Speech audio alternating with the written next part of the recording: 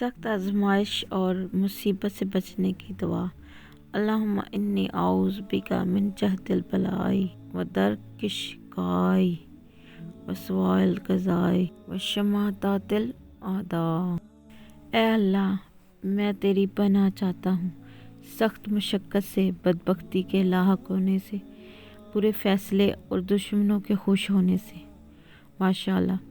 तो हमें याद रखिएगा, चैनल को सब्सक्राइब कर दे, शेयर कर दे, बेल को ऑन लाजमी कीजिएगा। इस वीडियो को लाजमी शेयर कीजिएगा ताकि दूसरे लोगों को भी इससे फ़ायदा हो। अल्लाह हाफ़िज़। Thank you very much.